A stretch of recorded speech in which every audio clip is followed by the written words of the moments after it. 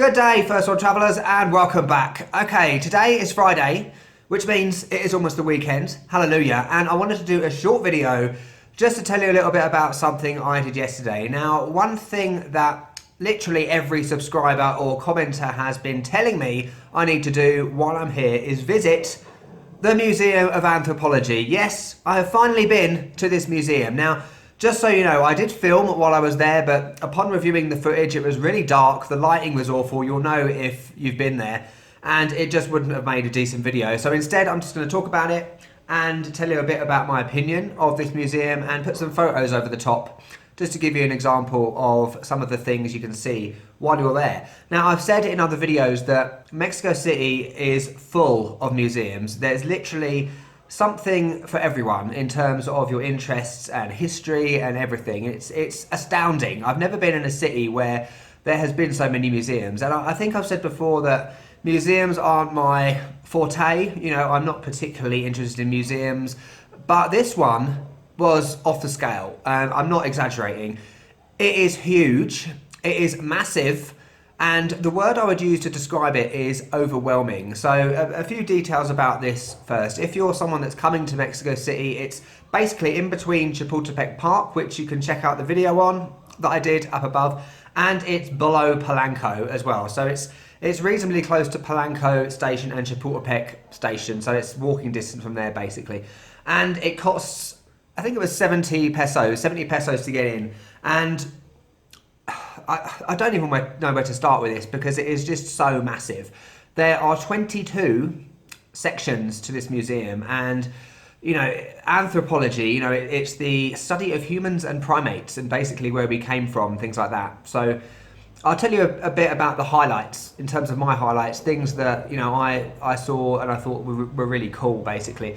And you walk in and you go to the first section, and it's all about an introduction to anthropology, if you like. So it's a lot about evolution and where we came from as humans. And the thing that struck me when I walked in was I kind of thought that it would be just about Mexico City and, you know, things like that. But actually it's about the whole of Mexico. It's about the world as well, especially in this introduction section. So you have sections about Africa, about America, things like that, which I thought was interesting. The second part is all about the ethnicity of Mexico. And, you know, again, this is something that I was probably slightly ignorant about, I guess, before I came here. And those of you that have been telling me this in comments have really helped in terms of Mexico is so diverse in terms of its history. You know, Indians, all the different types of people back in the day, from Toltecs, Olmecs. See, I've been learning. Aztecs, obviously, Mayans, the more well-known ones. And, you know, there's a whole section about religion and the clothing that people wore in those days, things like that, which was cool. The next part, okay, was brilliant. It was the Teotihuacan exhibit, and especially because I've been there recently. Again, I've done a video on that if you haven't seen that already. You know, one of the things a lot of people said to me after that video is, why didn't I get a guide? And the reason for that is I don't like to get guides. I like to explore myself. And also in terms of doing YouTube, getting a guide it's not conducive to a good video, because I don't want to just stand there filming someone talk, as I've seen many other Mexico YouTubers do, and those videos are awful in my opinion. Never mind.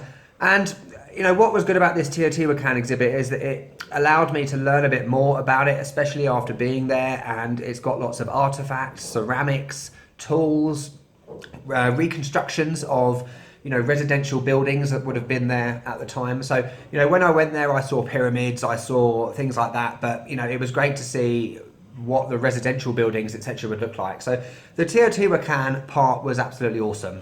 I would absolutely recommend it. Other sections that were highlights for me were I'll start with the part about the Aztec area, or the Mexica era. And this is going to be a bit of a discussion point in the comments. Hopefully you can contribute. I'm going to talk about this, and I'm going to show you this picture now. This is Piedra del Sol, or the Stone of the Sun. That's it. And many people believe this is an Aztec calendar. Okay, and don't comment yet, okay? Let me explain first what I mean. So, and you know, to me, that looks like an Aztec calendar. You know, when I think of Mayan calendars, it's very similar. However, On the wall in the museum is an explanation, a text, and it clearly says that it is miscalled, or it was mistakenly known as an Aztec calendar, but it wasn't actually that. It was an gladiatorial sacrificial altar. Yes, I got it out. Excellent. So, you know, that's where people would do sacrifices. But, you know, I've seen Apocalypto, the movie. They don't do sacrifices on that thing, the Aztec calendar sun thing.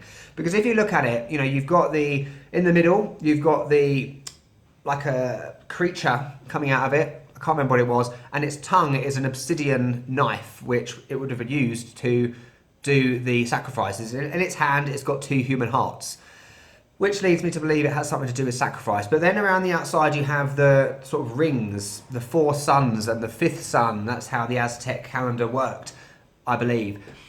But, you know, it says on the wall that it wasn't an Aztec calendar. And on Wikipedia, on other YouTube videos, it says it's an Aztec calendar. So, you know, if you know, please clear it up. I think it's one of those things about history and myths, you know, a bit like Teotihuacan. It's a bit of a mystery. We don't know exactly. So it's very much open to interpretation. So I'm one of those people that likes to know the facts. I like to know the details. If something is a bit ambiguous, it stresses me out. So, you know, whatever it was very impressive. The Mayan section was also amazing, particularly because I've been to Guatemala and Belize in the past.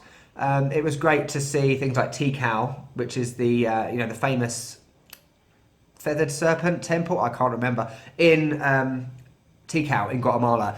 And the really cool bit was when you go downstairs and it's like an underworld, and it's cold and dark down there, so it kind of adds to the atmosphere. And it's the things you learn about Mayan history, where, you know, the people saw death just as important as life, and they've got a reconstruction of a tomb and things like that. And, you know, it was brilliant. And also there's parts outside as well you can go to that are parts of each exhibit. There's other exhibits, for example, about Oaxaca, the Gulf of Mexico, where you go further east, and it looks at things like the Olmecs, as I said, the big human heads, which I've seen in so many pictures, and I'm really looking forward to seeing. So onto that, you know, I've said before that I'm moving east in Mexico, so I'm going to be going to places where potentially I will see these sorts of things. You know, I'm going to Chichen Itza, I'm going to hopefully places with the human heads.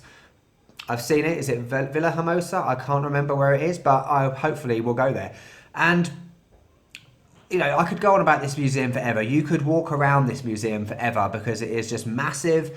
And where I said overwhelming, you know, when I go to a museum, as I said, I like to know the facts. I like to learn as much as possible, but it's just not possible. You know, there's so much information. There's so much to read. There's so much to look at.